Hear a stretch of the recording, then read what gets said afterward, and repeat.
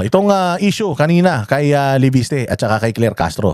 Nagpaliwanag na si Claire Castro tungkol sa pagsasampa sa kanya ng demanda ni Libiste. Pakinggan natin. Unahin natin si Congressman Leviste who's filed a libel complaint against you. Ano po ang sagot ninyo dito? Actually, nagtataka ako ha. Nagtataka ka na naman.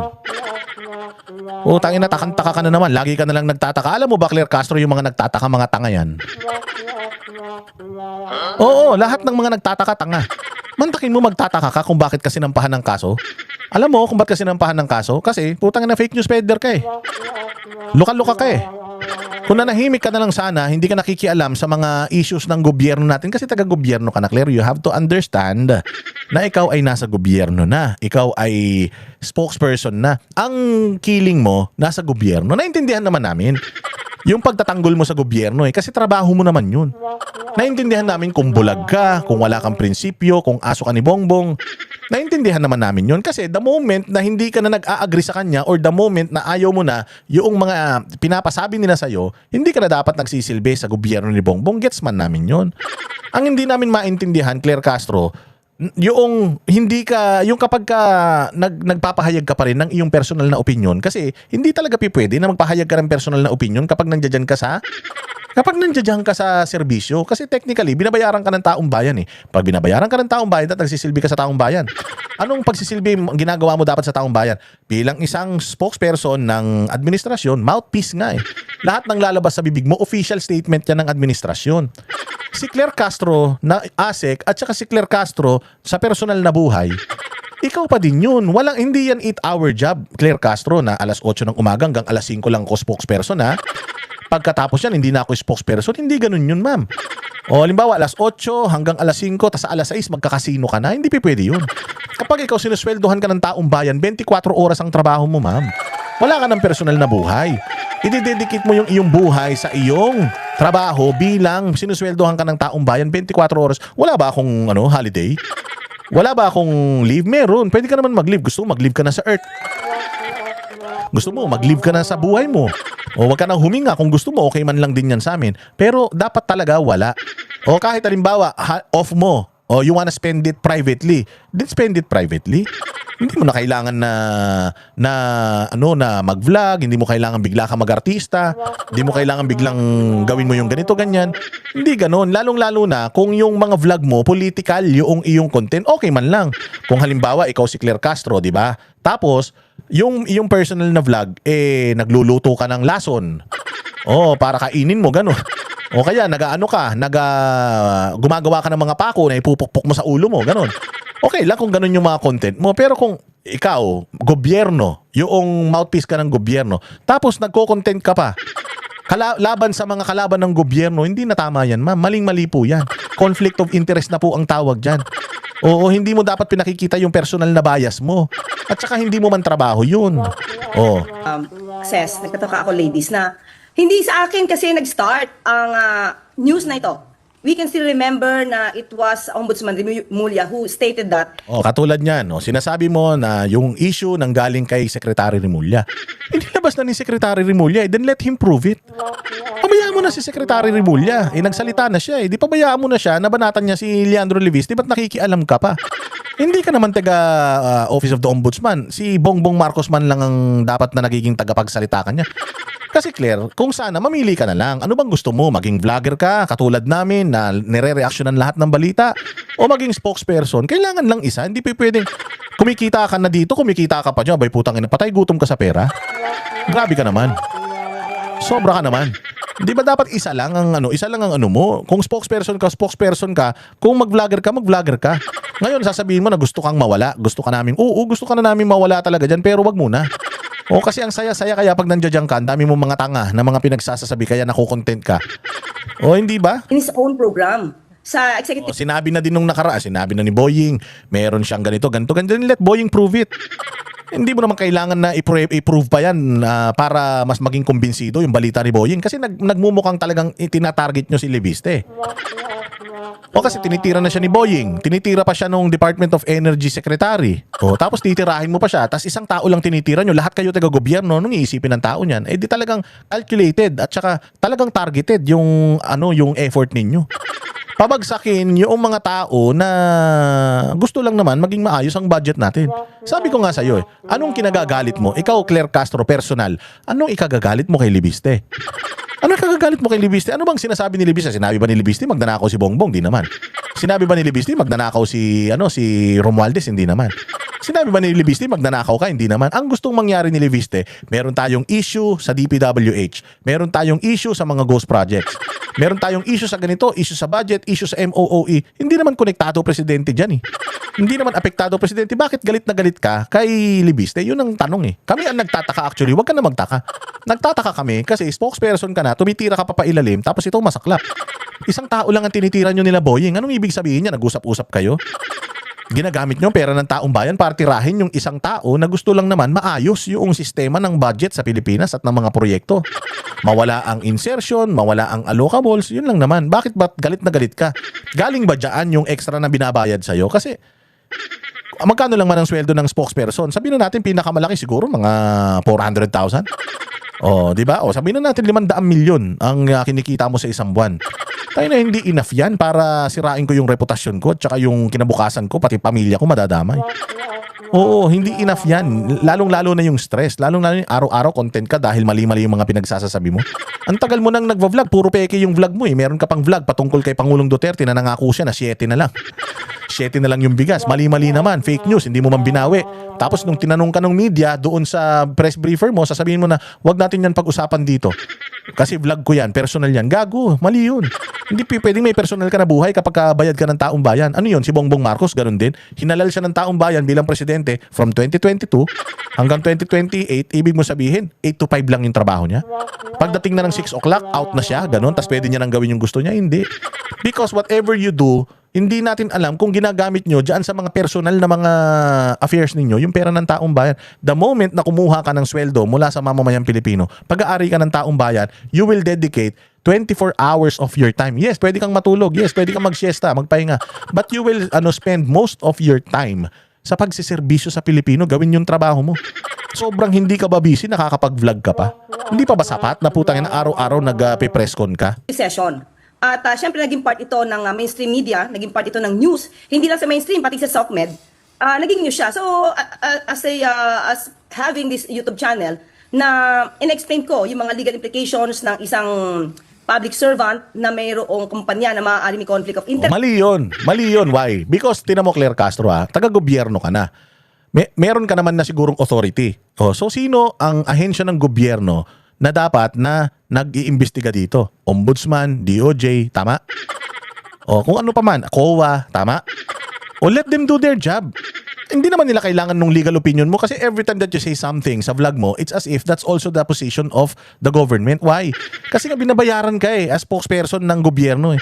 So parang inuutusan ka ng Marcos administration, natirahin mo sa vlog mo yung mga yung mga kalaban nila sa politika. O imaginein mo halimbawa spokesperson ka ng Malacanang. Tapos sinasabi mo lang naman lahat ng gustong sabihin sa'yo. Tapos biglang mamayang gabi magva-vlog ako. Yung mga sinabi mo, i-contradict mo. Ay, hindi naman totoo yun yung sinabi ko kanina Pinasabi lang naman sa akin ng presidente yun, pero sa totoo lang, charot lang yun. Hindi ako naniniwala doon. I just have to say it kasi yun ang trabaho ko. Pero sa totoo lang, maling-mali yung desisyon na yun ng gobyerno. Subukan mong gumanon. Tingnan natin kung anong gagawin ng gobyerno sa'yo. Tatanggalin ka nila dyan. Why? Hindi mo kasi dapat ginagawa yun. Kasi dapat, bilang ikaw ay appointee ni Bongbong, dapat talaga maging aso ka lang niya. Hindi ka pwede na maging critical sa kanya. Because, it defeats yung purpose na hinar ka pa niya. Ano naman yung ibig ko sabihin? Hindi ka pwedeng mag-vlog, magbigay ng iyong personal na opinion hanggat binabayaran ka ng taong bayan. Kung gusto mo maging vlogger, umalis ka sa Malacanang, mag-vlog ka na lang. Mag-awayan tayo sa vlog. Awayin mo sila, Viste, lahat. Wala kaming pake. Pero kapag ikaw ay may kapangyarihan, tapos may impluensya ka, and then nagsasalita ka against one person, iisipin talaga ng tao na state-sponsored yung pinagagagawa mo. na inutusan ka ng administrasyon para bukod sa maging tagapagsinungaling nila sa press corps, umatake pa ng personal. Maling-mali po yun, ma'am. Mali yun. Ito yung explain natin. And hindi sa atin nanggaling na nagbenta siya ng isang kumpanya na mayroong franchise. At di ba nagkaroon ako ng confusion, the second day, nag-explain ang Meralco Gen na yung kanilang binili from Congressman Leviste ay hindi dependent sa franchise na meron itong si Congressman Leviste. So we also discussed that in one of my vlogs. So kaya imposibleng sabihin niya na ako yung nagbibintang sa kanya na nagbebenta siya ng kampanya na mayroong prangkisa. And on the third vlog na sinabi natin, it was him who admitted that he divested his shares dito sa... Ganun nga kasi talaga, you have to divest. Kapag ka nasa gobyerno ka na, lalo na hahawak ka ng mga kontrata, kailangan kang umalis. Kaya ngayon yung lagi namin sinasabi sa'yo, Claire, dapat hindi ka na muna nagva-vlog. Oo. Anong pakialam mo, Boss Dada, sa vlog ko? Meron. Bakit? Kasi buwis ng taong bayan yung ginagamit mong pang makeup sa mukha mo sa tuwing haharap ka diyan sa vlog mo. Okay? Pera ng taong bayan yan. So dapat, mamili ka lang. Spokesperson ka o vlogger ka. Yun lang naman yun eh. Katulad si Leviste, umalis siya sa mga kumpanya niya kasi nga tatakbo siyang congressman. At saka pinaliwanag na nga niya na diyan yung sinasabi ninyo na nakakuha siya ng prangkisa. Nakakuha siya ng prangkisa sa Congress tas ibinenta niya yung prangkisa na yun. Hindi nga daw nagmaterialize yung yung kumpanya na yun Kasi sa solar para sa bayan na may prangkisa. He admitted that in one of the interviews. So bakit ang parang sinabi nyo kasi, alam mo ang mali sa sinabi mo kasi, Claire Castro, at sinasabi nyo nila Boying, na doon yumaman si Leandro Leviste. Na yumaman siya, nininegosyo niya yung prangkisa na ibinigay ng gobyerno, kaya siya yumaman. Hindi, mayaman na talaga siya. Yun yung paninirang puri doon. Hindi nyo sinasabi sa tao, sa mga viewers nyo, yung totoong issue. Bakit niya ibinenta yun?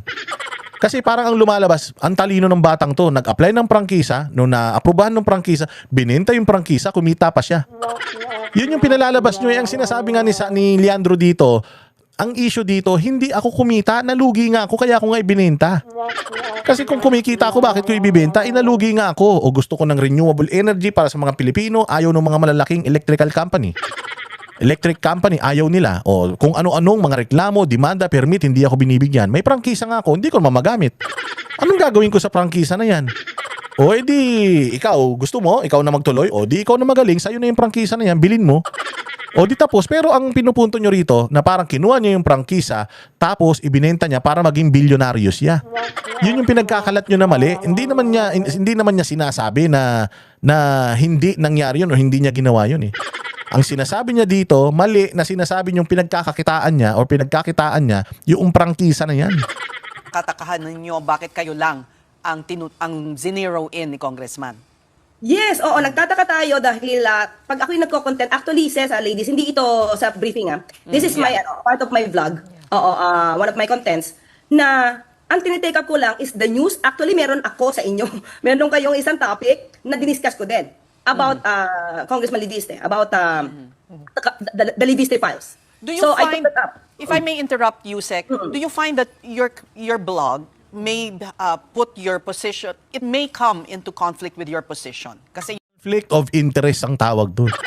Claire Castro, conflict of interest yun. Kasi hindi pwedeng meron ka pang personal na boses, meron ka pang isang boses. Hindi pwede yun.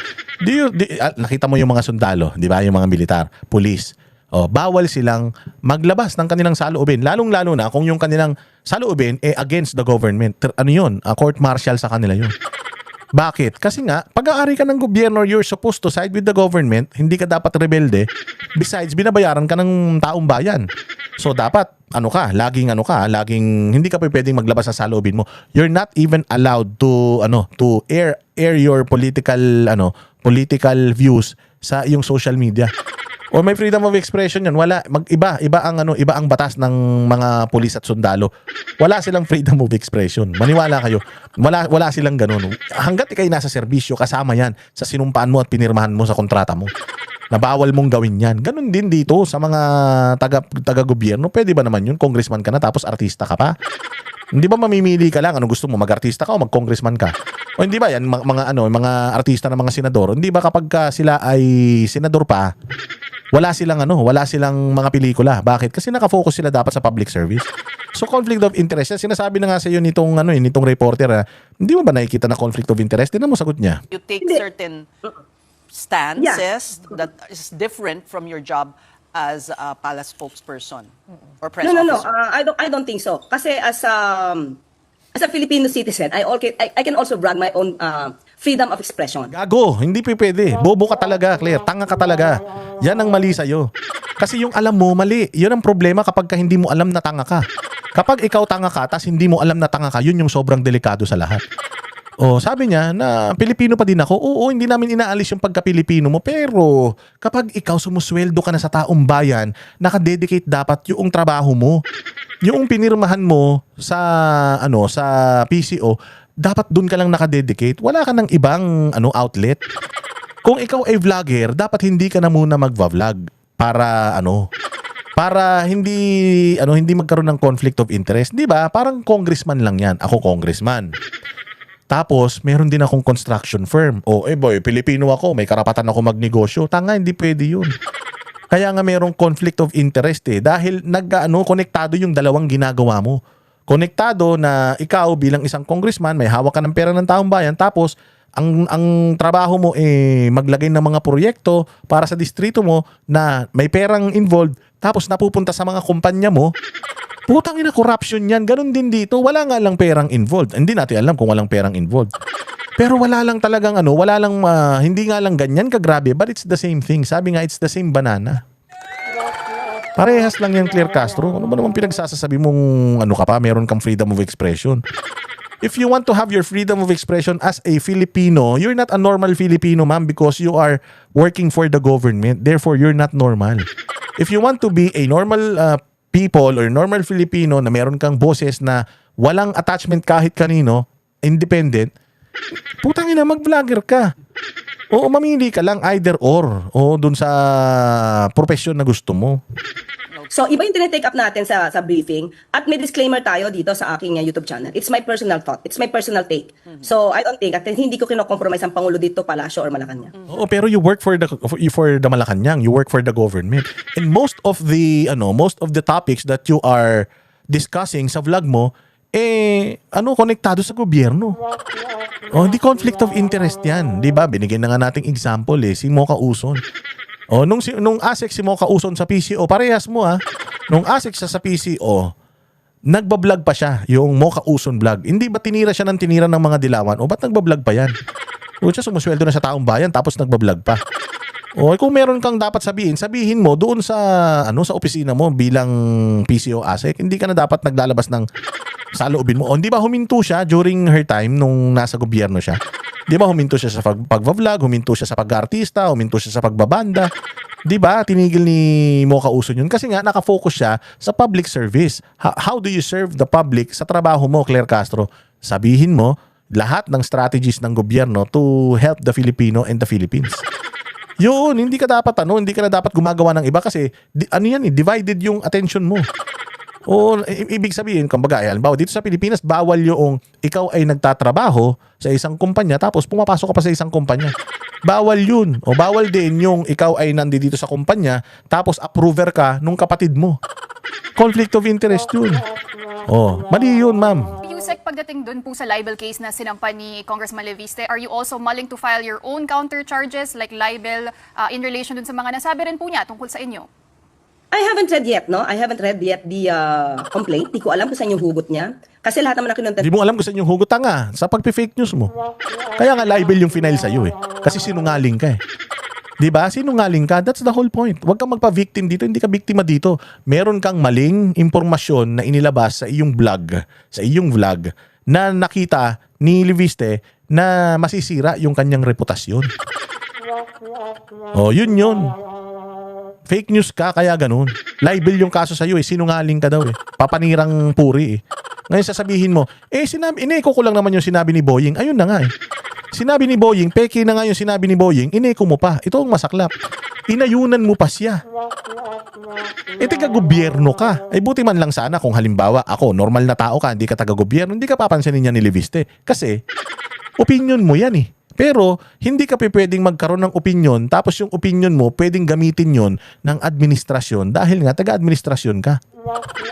So it's because of his own admissions and the statements made by Ombudsman Rimulya and Secretary Garin. So lahat naman dun galing eh. So I have to check, but definitely I will included in... Unti-unti na.